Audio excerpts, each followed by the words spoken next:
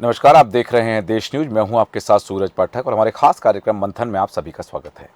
मंथन में आज हम बात करने वाले हैं कि गुलामी की निशानी खत्म, यही शब्द कह करके 3 नए क्रिमिनल लॉ बिल लोकसभा में पास किए गए हैं कि अंग्रेजों के ज़माने से जो कानून चले आ रहे थे, अब उन कानूनों को ख़त्म करना है।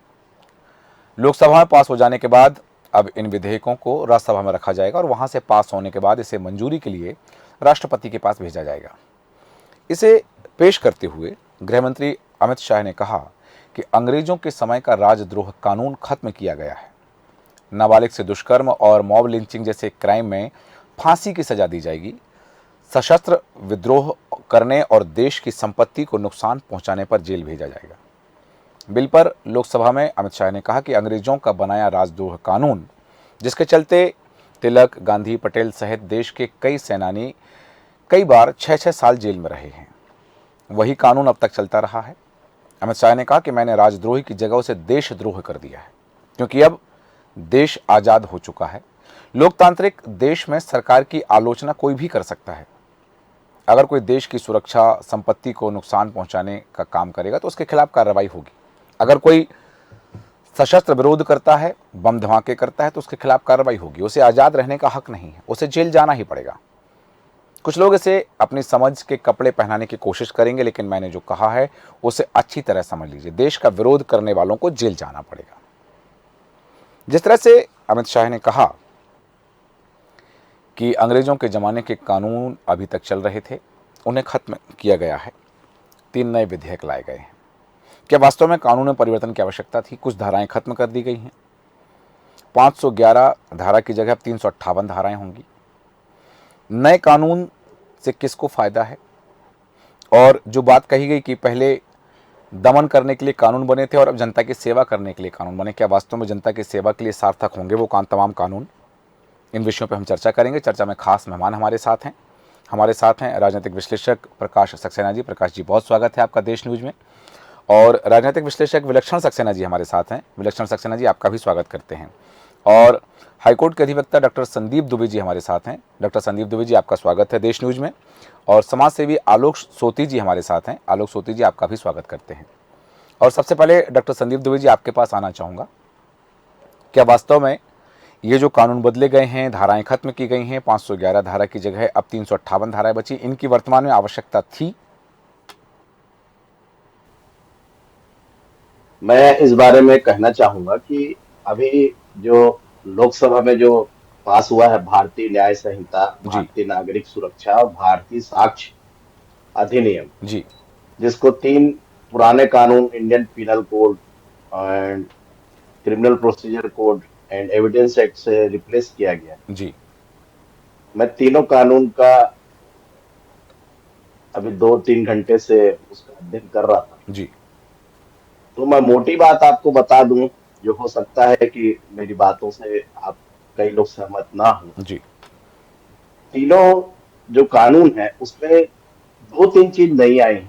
हम्म मोटी बात जो बता रहा हूँ जी कि अब जो हम एविडेंस कलेक्ट करते हैं उसकी वीडियोग्राफी होगी। हम्म इलेक्ट्रॉनिक एविडेंस जो है प्राइमरी एविडेंस के रूप में स्वीकार्य होंगे। जी और जो ऑडियो वीडियो जो बात होगी किसी एक्यूज से, वो सब रिकॉर्डिंग को अब कोर्ट में माना जाएगा। ठीक। अब रही बात राजद्रोह की, तो हाँ राजद्रोह का जो कानून है बहुत पुराना है, जी जिसमें प्रथम महात्मा गांधी जी को इसमें सजा हुआ था। हाँ और आजादी के बाद किसी को सजा नहीं हुई इस कानून में। हाँ और तरह तरह से बार बार सुप्रीम कोर्ट ने, उच्च न्यायालय ने कहा कि इस कानून को हटाया जाना चाहिए। जी अब इस कानून को राजद्रोह क्योंकि राजतंत्र तो बहुत पहले खत्म हो गया, ठीक है। अब लोकतंत्र है। हम्म तो अब उसको देशद्रोह कहा गया है। हम्म ये अच्छी बात है। एक लाइन जो उन्होंने जोड़ा है कि जी अब जो है सरकार के खिलाफ तो बोल पाएंगे हाँ नहीं, अब लेकिन देश के खिलाफ नहीं बोल पाएंगे। हाँ, तो ये मैं इसका तो स्वागत करता हूँ। अच्छी बात है। मैंने अभी भारतीय न्याय संहिता को पढ़ा जो इंडियन पेनल कोड से रिप्लेस हुआ है। जी 511 सेक्शन थे पहले, हम्म तो उसमें कई सेक्शन को आपस में अभी मिक्स किया गया है, उसको कम किया गया है, तो 358 है। 358 भी सेविंग क्लास है। हाँ सेविंग क्लास मीन्स ये होता है कि अगर आईपीसी में कोई बात अभी भी है पुराना, हाँ तो वो चालू रहेगा। जी ठीक है, जी मैं जब कानूनी बात बता रहा हूँ। जी और पूरे आप कानून को मिला के जब पढ़ेंगे, आप उसका चार्ट बनाएंगे, हम्म, तो इन्होंने बहुत ज्यादा कोई चेंजेस नहीं किया है। हाँ ये एक बात समझ लीजिए कि जो पुरानी शराब है नई बोतल में आ गई।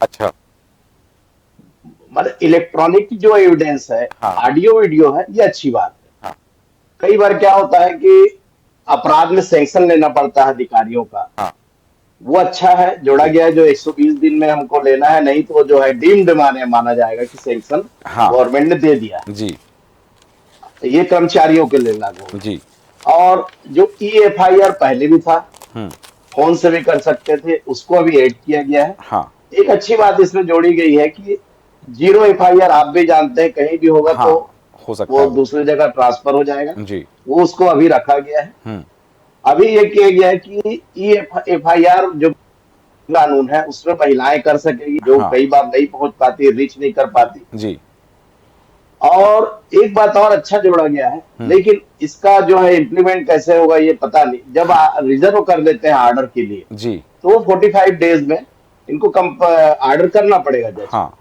लेकिन हमने देखा है देश में रिप्रेजेंटेशन ऑफ प्यूपिलेट बना है, जिसमें इलेक्शन पिटीशन आती है। जी हाँ इलेक्शन पिटीशन में मैंडेटरी है कि 6 महीने में डिसाइड होना चाहिए। आप में दोनों जानते हैं कि 6 साल में डिसाइड नहीं होता। बिल्कुल सही बात है सही है, जो लोग लड़ रहे हैं इलेक्शन पिटीशन, वो हाँ लड़ते रह जाते हैं, दूसरा इलेक्शन जीत जाते हैं, बिल्कुल सही हार कह रहे जाते हैं हाँ कई मामले हैं ऐसे हैं। नज़ीर के लिए हमारे सामने हैं तो मेन चीज है ऑब्जेक्ट।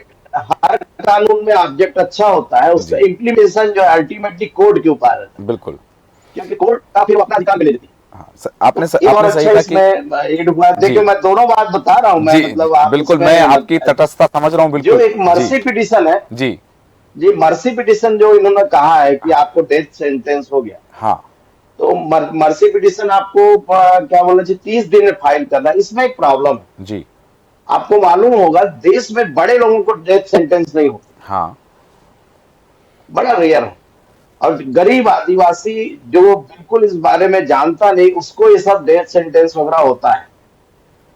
ये हमारे लिए बड़ा विडम्बना। लेकिन इसके बाद आपको 30 दिन में राष्ट्रपति के पास अपील करना है। अगर नहीं किए तो माना जाएगा कि आप स्वीकार कर लिए। जी बिल्कुल ये थोड़ा से मैंने थोड़ा हार्ड है, इस पर जो है ना विचार करना चाहिए कि उन लोगों के लिए सेविंग क्लास रखना चाहिए जो ठीक है लोग ठीक है पढ़े लिखे डॉक्टर नहीं, संदीप दुबे जी तो वापस आता जो हूँ लोग आपके पास में कानून के वापस तो आता हूँ अभी इसको और भी विमर्श है और भी गाइडेड मेहमान हमारे रखना साथ हैं जी चाहिए। तो ये सब बातें हैं। ठीक है डॉक्टर संदीप दुबे मैं डॉक्टर नहीं हूँ, मैं संदीप दुबे। वापस आता हूँ डॉक्टर संदीप दुबे जी आपके पास में और जी जैसा कि अभी चर्चा आपने कहा कि अभी कुछ चीज़ें हैं जिनमें हो सकता है संशोधन की आवश्यकता और पड़ सकती है आलोक सोती जी आपके पास आना चाहूँगा अभी जो बात दुबे जी ने कही कि कानून तो बना दिए हैं कुछ कानून में संशोधन कर दिया कुछ कानून को विलोपित कर दिया कुछ का किसी में मर्ज कर दिया है और समाहित करके ये नई चीज़ हमारे सामने आ गई है न्याय संहिता के रूप में आ गई है और ये बात आ गई कि ये न्याय दिलाने के उद्देश्य से है पहले जैसा गृह मंत्री अमित शाह ने कहा है अपने अभिभाषण में उन्होंने कहा है कि पहले दंड देने की नीति थी और अब न्याय दिलाने की नीति है आपको लगता है कि ये जो बात आई है कि इम्प्लीमेशन की कि ये इम्प्लीमेंटेशन कैसे हो पाएगा ये एक विडंबना के रूप में बात सामने आएगी तो कानून बना देना और उसका पालन करना और अनुपालन कराना ये एक चुनौती के रूप में सामने आता है इससे कैसे सुलझा जा सकता है या इसकी ये विडंबना कैसे दूर हो सकती है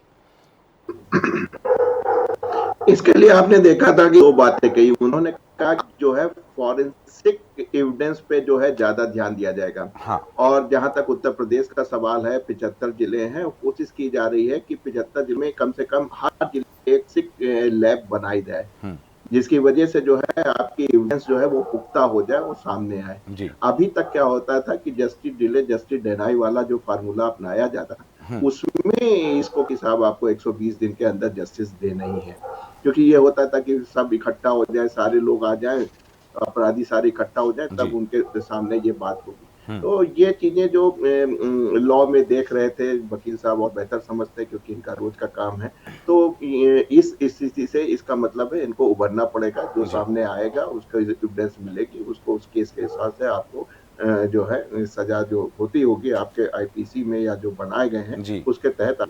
तो यहाँ 2 चीज़ें बहुत सही हैं कि आपको विदिन ए स्टिपुलेटेड टाइम में आपको देना पड़ेगा। हुँ, और दूसरी बात आपने जो ये बात भी देखी गई है कि जो जज की जो क्वालिटी है हर स्टेट्स में अलग-अलग होती है, तो हुँ, उसके लिए जैसे कि सिविल सर्विसेज होती है, पूरे स्टेट्स की एक होती है, जी, वैसे ही एक न्यायपालिका के लिए भी एग्ज़ाम बनाएँगे जिससे कि जो है पूरा हिंदुस्तान की में जो है एक साथ जो है कुछ विद्यार्थी जो जज हैं उनका अपॉइंटमेंट किया जा सकता है, हाँ, जिसकी वजह से हर स्टेट में जो क्वालिटी ऑफ जज है वो सेम होनी चाहिए। दूसरी बात ये देखते थे कि जो कानून थे वो अंग्रेजों के समय के बनाए हुए थे। हाँ, उस समय ने हर सब रिक्वायरमेंट्स होती है, हर की अपनी रिक्वायरमेंट्स होती है, हर सेंचुरी की अपनी रिक्वायरमेंट्स होती है। हम तो कह रहे हैं कि जिस हिसाब से साइंस एंड टेक्नोलॉजी चल रही है, उस जी, हिसाब से आपको चीज़ों को अलग करना, उस हिसाब से आपको बढ़ना है। तो उसमें ये एक बड़ी अच्छी पहल आई है कि जो कानून जो फैले हुए उनको जो है कॉन्साइज़ किया गया, क्योंकि जी, अपराध तो कम होंगे नहीं, हाँ, अपराध की जो संख्या पहले भी थी वो भी अब होगी। जी, लेकिन उनको जो आईपीसीज जो हैं, जो सीआरपी हैं, हुँ, उनको जो है किया गया कि जिससे कि जज साहब को फैसला लेने में जो है आसानी रहे, वो बात हुई। तो दूसरी बात ये भी गई है, जैसा कि अभी क्रांतिकारी है, जैसा कि रिपोर्ट में बनाया कि राजद्रोह यानी शासन के खिलाफ जो है आप स्पीच बरकरार रखिए कि आप हुँ, उनको जो है अपनी बात कह सकते हैं, हुँ, लेकिन देशद्रोह और वो भी जो है सजा, अगर आप बम ये गोली चलाएंगे तो जी, जाहिर सी बात है वो देशद्रोह के तहत में आएगा। और हुँ, भाजपा और समझौता के अगर अगेंस्ट आता है तो उस पे जो है काम हो। इस तरीके की बहुत चीजें हैं जो सामने आ रही हैं। एक और बात उभर के आ रही है हुँ, कि आप जैसे बहुत से लोग पहुंच नहीं जाते, तो इसमें जो है टेक्नोलॉजिकल कि आप वीडियो से प्रेजेंस अपनी दिखा सकते हैं और जज से बात हो सकती है। हर लेवल जरूरी नहीं है, क्योंकि जिस तरीके से आपकी एक्सेसिबिलिटी देख रहे हैं, जी, टेक्नोलॉजी के ही देख रहे हैं, तो वो या लोअर कोर्ट में वो चीज परमिसिबल होनी चाहिए। यानी कि जो आपका जो फाइलिंग वर्क है उसको कम करके आप न्याय को स्पीडी बना रहे हैं। और एक बात मैं और छोटी सी कहना चाहूंगा जी, कि कुछ ऐसे तहत उनको पनिशमेंट में किया है, जैसे कि अगर डा रहे हैं उसकी क्वालिटी अगर खराब है, ऐसे में पनिशमेंट होगा और उसको जेल से आप जाने से बच सकते हैं। तो इस प्रकार की काफी चीजें हैं, काफी चेंजेस आए हैं। देखना पड़ेगा, ये कोई आखिरी हार्ड एंड नहीं है। हुँ। जैसे जैसे आगे जरूरत पड़ेगी इसी में मॉडिफिकेशन होता रहेगा और आगे जो है लग रहा है कि हमें सही पहल हो रही है। बिल्कुल, आपने कहा कि ठीक है, ये सही पहल हो रही है, सही दिशा में चीज़ें हो रही हैं, लेकिन बात है टाइमिंग की। प्रकाश सक्सेना जी, आपके पास आना चाहूँगा। टाइमिंग को लेके बात, लोकसभा चुनाव बिल्कुल निकट हैं। जी, जी, हुँ, ऊपर ऊपर निर्भर होगी। हुँ, जजों की संख्या वैसे ही कम है, हुँ, करोड़ों लोग आज भी न्याय के लिए इंतजार में हैं। हुँ, आप देखिए, जिस देश में 80 करोड़ लोग 5 किलो राशन पे निर्भर हैं, हुँ, वो क्या इस प्रक्रिया में अपना न्याय पा सकेंगे? क्या ये जो संशोधन किए जा रहे हैं आम जनता के बीच में डिबेट में आए हैं, ये कहीं ऐसा तो नहीं है कि ये राजद्रोह यूएपीए जैसे कानूनों को इसमें शामिल कर दिया? कई लोगों ने आशंका, विद्वानों ने आशंका जाहिर की है, हाँ, कई सुप्रीम कोर्ट के वकीलों ने इस पे आशंका जाहिर की है, जी, कई पत्रकार इससे डरे हुए हैं कि इसमें क्या निजता के हनन का वायलेशन तो नहीं हो रहा है, जो हुँ, हमारा मौलिक अधिकार 2017 में हुँ, सर्वोच्च न्यायालय ने जी, डिक्लेयर किया। तो ये सारी आशंकाएं हैं। जो संसद है जिस पे इस पे विचार विमर्श होना चाहिए, वहाँ विपक्ष गायब है। हुँ, ये किसके बीच में चर्चा होकर लागू किया जा रहा है, ये जी, संदेह पैदा कर रहा है। हाँ, फोरेंसिक की बात हो रही है, अभी तक भी हम देख रहे हैं। आप यहाँ व्यापम के मामले में देखिए, संगीता डामोर का केस देखिए, हुँ, दो उसकी फोरेंसिक रिपोर्ट थी। हुँ, उसको कौन डिसाइड कर, किसने डिसाइड किया कौन सी सही है कौन सी गलत है? हुँ, एक्सेल शीट दो थी, कौन सी सही? आज तक दो अलग अलग फोरेंसिक लैब में गई। कैसे डिसाइड होगा? हमारी न्याय प्रक्रिया में ये डिसाइड कौन करेगा? क्या आम आदमी जी, जो मतलब 80 करोड़ तो 5 किलो राशन पे है और 90% जो है जिनकी आय 25,000 रुपये मासिक से कम है, हुँ, ऐसे लोग क्या इस न्याय प्रक्रिया में न्याय पा सकेंगे? ये सवाल खड़े करती है चीज़। सही कहा आपने कि ये सवाल तो खड़े ज़रूर होते हैं, लेकिन ये तमाम सवालों के जवाब के लिए जो कवायद की जा रही है, वो कितनी सार्थक होगी? विलक्षण सक्सेना जी, आपके पास आना चाहूँगा। भारतीय न्याय प्रणाली में एक बात कही जाती है कि देर से न्याय मिलना भी अन्याय के समान है। आपको लगता है कि जितने संशोधन किए गए, ये 3 नए बिल लाए गए हैं, ये विधेयक जब लोकसभा में पारित हो गए हैं, राज्यसभा जाएँगे, मंजूरी के लिए राष्ट्रपति के पास जाएँगे और उसके बाद जब ये लागू हो जाएँगे, तो ये जो किंवदंती ही कहूँगा मैं इसे कि अन्याय एक तरह का अन्याय वह भी है कि न्याय पाने में देरी, तो जो न्याय पाने में देरी थी वह इससे संभव हो पाएगी, क्योंकि आप भी एक अच्छे अधिवक्ता हैं और चूंकि कानून का बहुत ज्ञान है आपको, इसलिए आपसे ये जानना चाहता हूँ। देखिए, ऑफ कोर्स हमारे former chief justice of India ने भी ये चीज कही है कि justice delayed is justice denied. अगर हम ध्यान से देखें, सीधा इंटेंशन जिसके पीछे बिल्स लाए गए हैं, इट्स लाइक एक कलोनियल माइंडसेट से हटकर अब आप एक चाहते हैं कि एक नया इंडियन जुडिशियल क्या कहते हैं आइडियोलॉजीज को यहाँ पे इन्वोक किया जी। जाए। अगर हम ध्यान से इन सारे लॉज को पढ़ें, इनको टेक्निकली तो डार्कोनियन लॉज की कैटेगरी हम ला सकते हैं, इसलिए ला सकते हैं जी। क्योंकि the British intention of bringing this laws, जिस इंटेंशन से अंग्रेज ये लॉज लाए थे, वो एक मेजॉरिटेरियल इस बेसिस पे था कि डिग्री ऑफ कन्विक्शंस होने चाहिए रादर देन मियर वायलेशंस होने चाहिए। जी। अगर आप ध्यान से देखें, द लेटर ऑफ पेटेंट्स जो मद्रास हाई कोर्ट्स के रहे हैं, जो letter of patents Calcutta high courts के रहे हैं, जो former courts supreme courts Bengal में लगा करते थे, जब अलग अलग गवर्नर जनरल्स उसको प्रिसाइड करते थे, जब आप उनकी डेप्थ में स्टडी करेंगे तो आपको रियलाइज होगा कि ये इंडियन अंडर ट्रायलीज और में जो हुआ करते थे उन मोस्टली हैंगिंग अप देने के लिए ज्यादा किए जाते थे,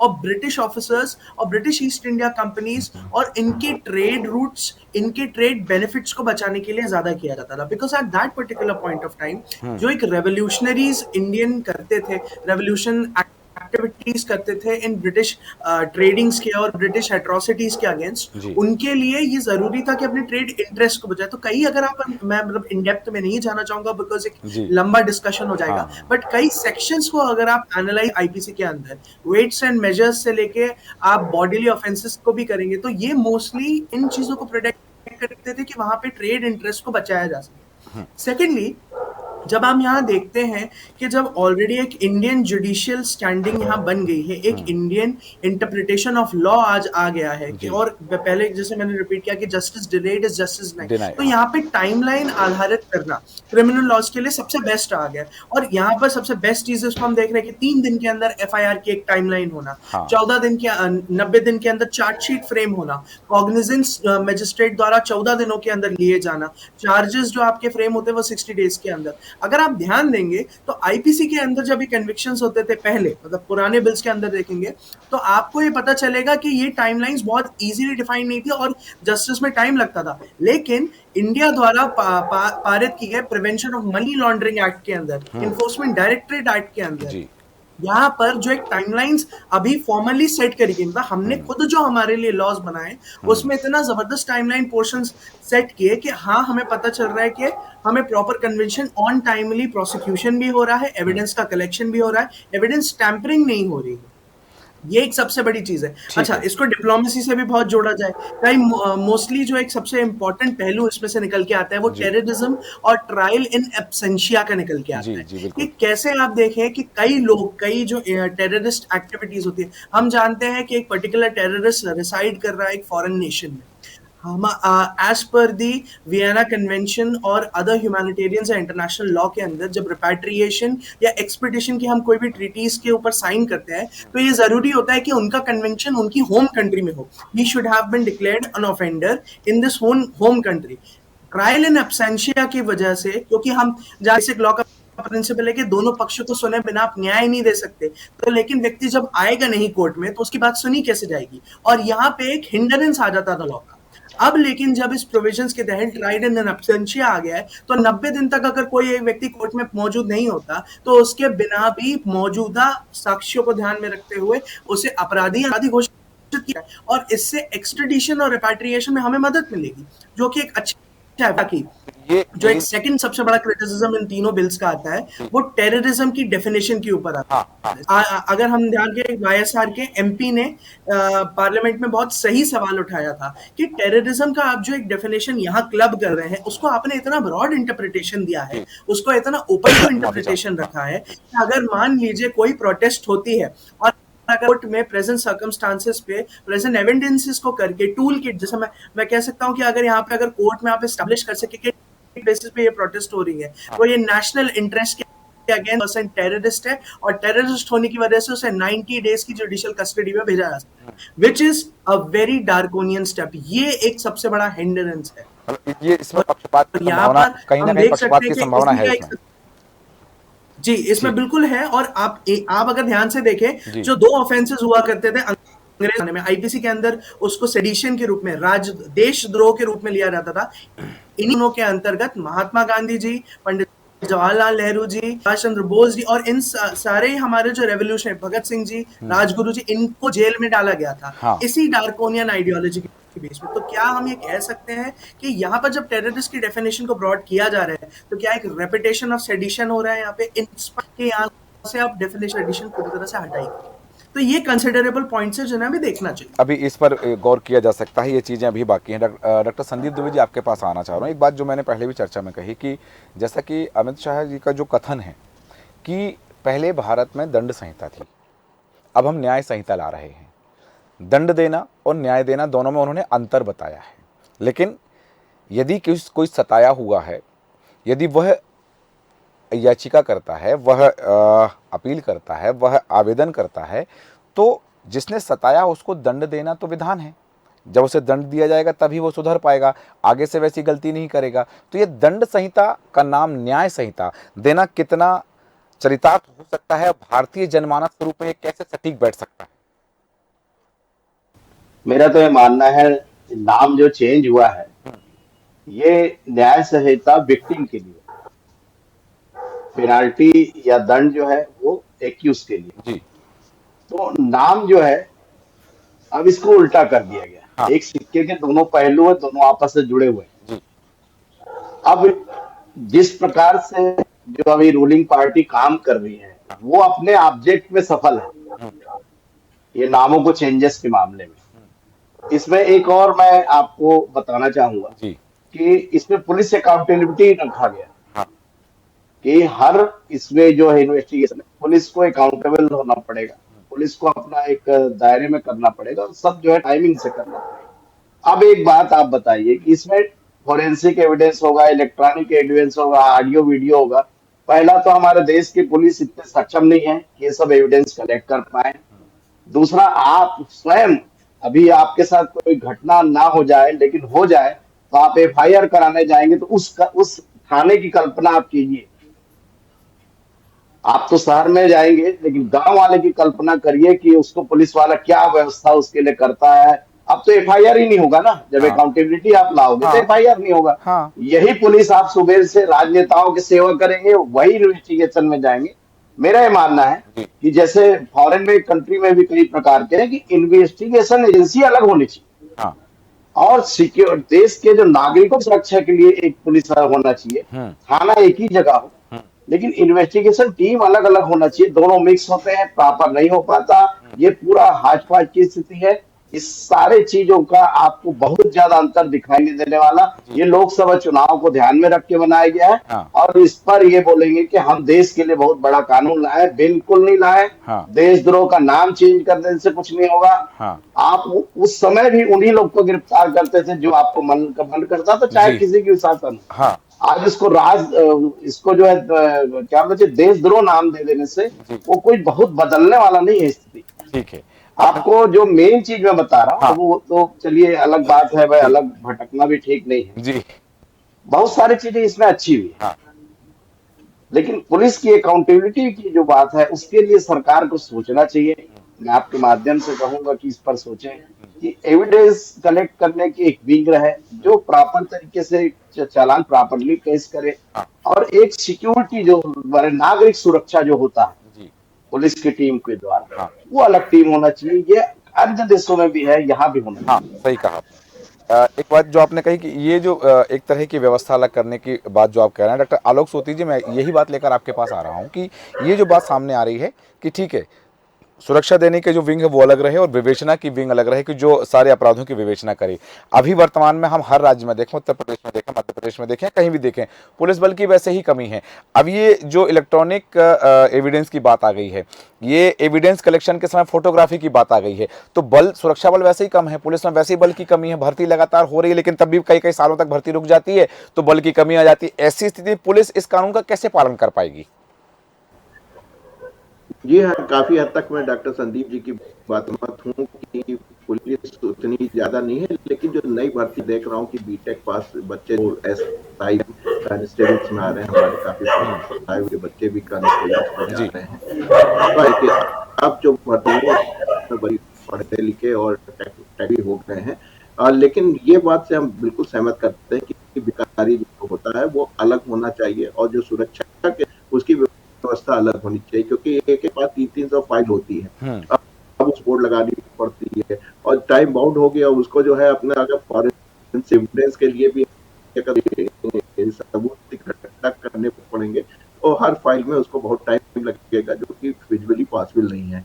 तो इसलिए ये बात बिल्कुल है, हमें ये बात जो है अमित शाह जी को मालूम होगा कि बहुत लंबी डिमांड है, ये बहुत पुरानी है कि विवेचना चाहिए, क्योंकि आप देखिए विशेषकर मर्डर का केस, कॉम्प्लिकेटेड केसेस हो, तो उसमें जो अगर वो जो बेचारा कांस्टेबल से जो एसआई हुआ है, क्योंकि आईओ तो वही होता है जो फिंगरप्रिंट के पास जो होता है, जिसको थाना इंचार्ज जो है जो केस सौंपता है, तो उसकी कैपेबिलिटी के ऊपर भी डिपेंड करता है कि वो कितनी जो है अपनी है जिसकी वजह से वो सबूतों को इकट्ठा करता है। यहाँ पे पाठक जी एक बात बहुत जाती है, हमारे जन मानस में ये है कि वो अपराधी छूट जाए लेकिन निर्दोष को सजा देगी। बिल्कुल बिल्कुल सही बात है। ये आम धारणा सी बनी हुई थी और ये काफी फिल्मों में और उसमें भी समाज में भी ये देखने को मिलता है। क्या ये अभी लगता कि ये ऐसा होगा कि नहीं, जो अपराधी है उसको जो है हम हर हालत में ही सजा देंगे और निर्दोष को हम बचाने की कोशिश करेंगे? इसमें जो ये लाइन है, बड़ी फाइन लाइन है, इसमें क्या होगा, इस बात पे भी विचार करने वाली बात है। बिल्कुल सही कहा कि इस पे विचार किया जाना चाहिए, लेकिन यहाँ एक चर्चा में एक बात और आई थी कि एक तो टाइमिंग को लेकर जो बात आई थी, प्रकाश सक्सेना जी आपने कहा उस बात को लेकर, लेकिन अभी दुबे जी ने जो बात कही कि सत्ताधारी दल जो है वो नाम परिवर्तन करने में माहिर है और उनकी महारत हासिल है, कई चीज़ों के नाम परिवर्तन किए गए हैं। आप कितना इत्तेफाक रखते हैं कि 2024 का जो लोकसभा चुनाव आने वाला है उसको लेकर के, क्योंकि नाम परिवर्तन की बात है कि भारतीय दंड संहिता को भारतीय न्याय संहिता से रिप्लेस करने की बात की जा रही है। और एक बात और जो बात अभी आलोक सोती जी ने जो बात कही कि हमारे यहाँ जो एक प्रचलन है, जो बात हमेशा कही जाती है कि 100 दोषी छूट जाएं पर एक निर्दोष को सजा नहीं होनी चाहिए, इसका फायदा भी लोगों को मिल जाता है। कई बार जो है संदेह का लाभ ले लिया जाता है। तो ये जो चीज़ें हैं इनमें भी तो कुछ संशोधन की आवश्यकता पड़ सकती है। मेरे एक अभी याद नहीं आ रहा, किसी हाई कोर्ट के एक जज का, शायद नागपुर हाई कोर्ट के एक जज का एक मामले में कहना था कि यदि जज चाहे ना तो कोई भी दोषी व्यक्ति छूट नहीं सकता। सही कहा आपने, है ना, उनके सामने जो फाइलें आती है ना सब दिखता है। हाँ, तो ये इम्प्लीमेंट करने के ऊपर है मेरा। और ये जो आप बता रहे हैं बीजेपी का, मेरा मतलब अब वही शासन में है इसलिए बोलना पड़ रहा है कि पैकेजिंग में वो एक्सपर्ट है। आप हमेशा अंग्रेजों को कोस के कब तक आप सब बदलते रहेंगे? क्या अंग्रेज जो ट्रांसफर करके गए हैं तो क्या हमारे यहाँ की संविधान सभा में क्या ऐसे ही लोग बैठे हुए थे? क्या उन्होंने उसकी समीक्षा नहीं की? एक से एक विद्वान थे उस समय के, पढ़े लिखे। BN राव साहब थे, TK शाह थे, अंबेडकर खुद इतने पढ़े लिखे थे और बहुत बड़ी टीम थी संविधान सभा में, जिन्होंने एक एक कानून की समीक्षा की और जहां संशोधन योग्य उन्होंने समझा समय के हिसाब से उसको बदला।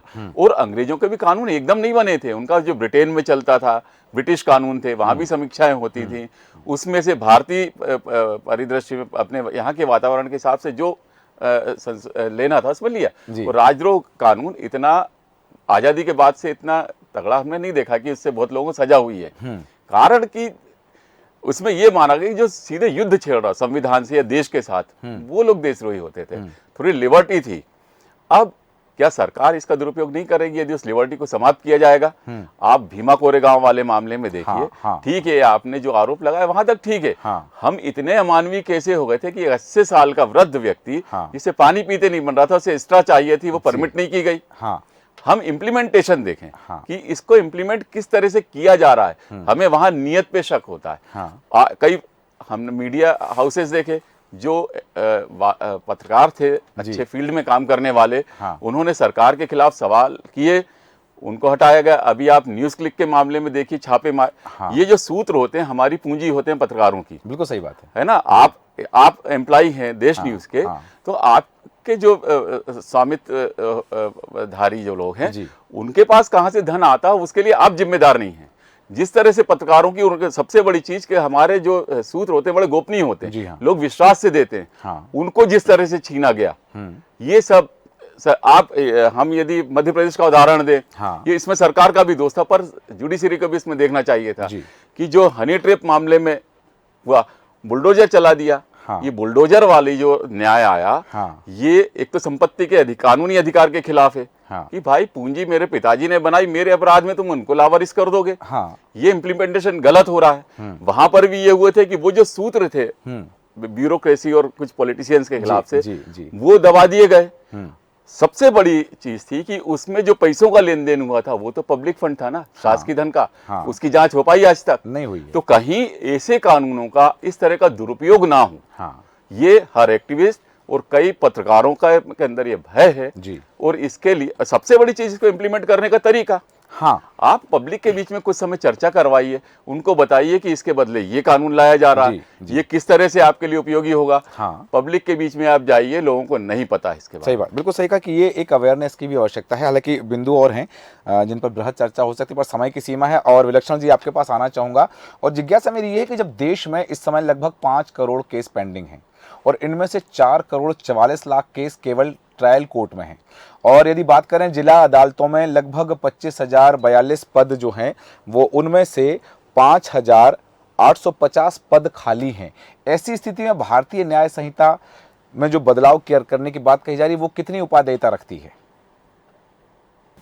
देखिए, मैं आपको एक अगर संक्षिप्त में कहूं तो एक डायरेक्ट कोरिलेशन होता है कि एक कंट्री की जुडिशियल सिस्टम की कैपेबिलिटीज और इकोनॉमिक डेवलपमेंट में रियलाइज नहीं करते कि अगर मैटर्स जितनी जल्दी एड्रेस होंगे उतनी जल्दी से इकोनॉमी ग्रो करेगी। आप और हम मैं आपको एक इंस्टेंस बताना चाहता हूँ। बहुत ही रिसेंटली अभी सुप्रीम कोर्ट के एक मैटर हियरिंग में बड़ी पॉइंट जो चीफ जस्टिस ऑफ इंडिया उन्होंने पॉइंट आउट किया था कि इट इज वेरी अनफॉर्चुनेट, बड़ी दुर्भाग्य की बात है कि भारत का सर्वश्रेष्ठ न्यायालय ज्यादातर कॉर्पोरेट रिलेटेड मैटर्स पे बात करता है rather than constitutional interpretation, criminal laws को एड्रेस करने वाले इंटरप्रेटेड केसों में। इसका एक दो सबसे बड़ा प्रॉब्लम है। एक्चुअली इंडियन जुडिशरी का आज तक डाइवर्सिफिकेशन नहीं हुआ है। आज भी अगर हम एक इंडियन कोर्ट में जाते हैं, चाहे वो उसको डिस्ट्रिक्ट लेवल पे हाई कोर्ट को ले लें, चाहे आप सुप्रीम कोर्ट को ले लें, आज से कई समय पहले मंथन एक ऑर्गेनाइजेशन एक रिकमेंडेशन भी दिया गया था कि अब समय आ गया है कि जुडिशरी का डाइवर्सिफिकेशन होना चाहिए। यानी सुप्रीम कोर्ट के 5 अलग अलग भाग जो 5 अलग अलग न्याय संहिताओं को करते हैं, और उनके लिए ये अत्यंत जरूरी है कि ये मामला हाई कोर्ट्स में भी हो और डिस्ट्रिक्ट कोर्ट्स में भी ऐसे हो। ऐसे ही कैटेगराइजेशंस होने चाहिए। और एक बहुत इंपॉर्टेंट चीज हम यहाँ पे देखना चाहेंगे कि इंडियन जुडिशरी आज की डेट में बहुत ही रिस्ट्रिक्टेड जुडिशरी के रूप में मानी जाती है। क्योंकि जो मैटर्स जो criminal related matters state rights के ऊपर डिपेंडेंट रहते हैं। एक व्यक्ति स्टेट से अपने राइट्स मांगते हैं और वो राइट्स स्टेट उसे प्रोवाइड कर सकते हैं, तो उसको प्राइवेटाइज नहीं किया जा सकता। लेकिन at one point of time एक ऑर्गेनाइजेशन है अमेरिका में जिसको एलेक बोलते हैं, American legal executive consulting organisation, उन्होंने एक नया रेवोल्यूशन शुरू किया जहां पे अमेरिकन जुडिशरी में private indulgence, private stakeholders को तक इंक्लूड किया गया। फॉर एग्जांपल, आज की डेट में अमेरिका में अगर आप जाके देखें तो जिसका अभी हमारे माननीय क्या कहते हैं होम मिनिस्टर जी ने भी किया है कि फॉरेंसिक्स को हम इंडिया में इंक्लूड करेंगे। मियर कन्विक्शन फॉरेंसिक एविडेंसेस के बेसिस पे भी किया जा सकता है। विलक्षण जी, क्या एलेक जैसी कोई चीज नाम बदलकर बेलेक करके कोई भारत में भी आवश्यकता है क्या उसकी? देखिए, भारत में अगर रिब्रांडिंग की वैसे बात की जाए तो मैं एग्जैक्टली उसको यही कहना चाहूंगा कि हम डाइवर्सिफाई करेंगे तब में भी हो सकता है कमर्शियल साइड में इसको किया जा सकता है। But law when it relates to crime, जब अपराधों से संबंधी बात होती है तो स्टेट में कभी भी उसको प्राइवेट सेक्टर से उड़ना नहीं किया जा सकता, लेकिन उसका इस्तेमाल जरूर है। फॉरेंसिक साइंस सबसे पहला एक अच्छा कदम है इस प्रोजेक्ट में, क्योंकि मैं इसका एक बहुत बेस्ट एग्जांपल देना चाहूंगा। एक पर्टिकुलर अमेरिका में केस हुआ था, नर्सेस अमेरिका केस है, ओहायो में हुआ था, जहां पर एक व्यक्ति ने एक महिला का मर्डर कर दिया था। But at one point of time उसका कन्विक्शन सिर्फ इस बात से था कि उसकी बॉडी जो डंप करी गई थी, वो बॉडी डंप में जो जिन्होंने अंडे लार्वा दिए थे, सड़ी हुई रॉटन बॉडी में जो अंडे लार्वा दिए गए थे, वो मात्र 3 घंटे के रूप में पनपते हैं। और के रूप में पनपने में उन्होंने प्रॉक्सिमिटी से फॉरेंसिक्स में पाया कि ये व्यक्ति जो रह रहा है वहां, उसका जो घर है पर्टिकुलरली, वो उस पर्टिकुलर बॉडी की डंपिंग ग्राउंड से सिर्फ 3 घंटे की दूरी पर था, और ये लार्वा की डंपिंग मोस्टली सिर्फ शाम के समय में एक विंटर सीजन में होती है, और इस सिर्फ इसी फॉरेंसिक्स बेसिस में कोई और कोरोबोरेटिव एविडेंस कंसिडर करते हुए, ना अदर फॉरेंसिक्स डीएनए को एनालाइज करते हुए, सिर्फ एक लार्वा की यानी कि टाइमिंग की बेसिस पे फॉरेंसिक साइंस वहां पे आई और व्यक्ति को कन्विक्ट करा गया। After 15 years in jail he to the crime, 15 साल बाद उन्होंने जेल में क्राइम को कन्फेस किया टू हिज अदर सेलमेट। आप सोच सकते हैं कि अगर इनसे प्राइवेटली अगर हम क्रिमिनल लॉज में यूज करें तो इंडिया में कन्विक्शन रेट्स 200% तक अचीव कर सकते हैं, एंड दैट टाइम हमारी इंडियन जो रिलीव भी होगी। सेम अमाउंट ऑफ जजेस को रखते हुए हमारा क्रिमिनल प्रोसीजर फास्ट हो सकता है। आपने सही कहा कि ये जो प्रोसीजर है ये फास्ट होना चाहिए, और ये जो तमाम चीज़ें हैं, आपने उदाहरण भी दिया कि ये चीज़ें हैं, लेकिन यहाँ सबसे बड़ी बात जो आ रही है कि ठीक है संशोधन हुए हैं, धाराएं कम की गई हैं, मर्ज कर दी गई हैं, लेकिन इन तमाम चीज़ों के बाद में सबसे बड़ी बात आती है न्याय मिलना। दंड संहिता को खत्म करके न्याय संहिता को लागू करना है। न्याय संहिता का यदि बात है, जैसे कि दुबे जी ने भी जो बात कही कि वह आरोपी के लिए, अपराधी के लिए थी दंड संहिता, और यह जो है आवेदन और याचिकाकर्ता के लिए है। इसके दो पहलू जरूर हो गए हैं, एक पहलू को विलोपित कर देगा, दूसरा पहलू अब सामने। हालांकि ये इतना बृहद विषय है जिस पर हम लंबी चर्चा कर सकते हैं, पर समय अनुमति नहीं देता है, इसलिए चर्चा को विराम देंगे। प्रकाश सक्सेना जी, विलक्षण सक्सेना जी, डॉक्टर संदीप दुबे जी, आलोक सोती जी, आप सभी का धन्यवाद चर्चा में शामिल होने के लिए। बात हो रही है कि आज़ादी के बाद गुलामी की निशानी तो खत्म कर दी गई है, कुछ कानून ऐसे थे जो अभी भी अंग्रेजों के ज़माने के कानून चल रहे थे, और उन कानूनों को खत्म करते हुए नए कानून लागू किए गए हैं, और लोकसभा में राजद्रोह कानून खत्म करने के लिए ये चीज़ें अब सामने आ गई। क्योंकि अब यहाँ एक बात ये आती है कि देशद्रोह लगेगा, अब हम आज़ाद हैं, नाबालिग के साथ अपराध करने पर फांसी की सजा का प्रावधान है, कुछ और अलग अलग कुछ प्रावधान किए गए हैं, धाराएं कम कर दी गई हैं, 511 की जगह 358 कर दी गई हैं। तो ये तमाम चीज़ें तब सटीक होंगी जब भारतीय लोगों को, भारतीय जनमानस को इनसे न्याय जल्द मिलेगा और वास्तविक न्याय मिलेगा। और जो बात कही जाती थी हमेशा न्याय प्रणाली में, एक बात हमेशा जो अभी चर्चा में भी जो बात है, जिसका जिक्र आया कि भले ही 100 आरोपी, 100 अपराधी छूट जाएं, लेकिन एक निर्दोष को फांसी नहीं होनी चाहिए। तो अब बात आनी चाहिए कि 100 में से एक भी आरोपी नहीं छूटना चाहिए। हाँ, कोई आरोपी ना छूटे, कोई अपराधी ना छूटे, लेकिन निर्दोष को सजा भी ना हो। ये चीज़ भारतीय दंड संहिता में, भारतीय न्याय संहिता में आए, भारतीय न्याय व्यवस्था में आए, तब जाकर के ये इन चीज़ों की सार्थकता होगी। फिलहाल इतना ही, बने रहे देश न्यूज़ के साथ। नमस्कार।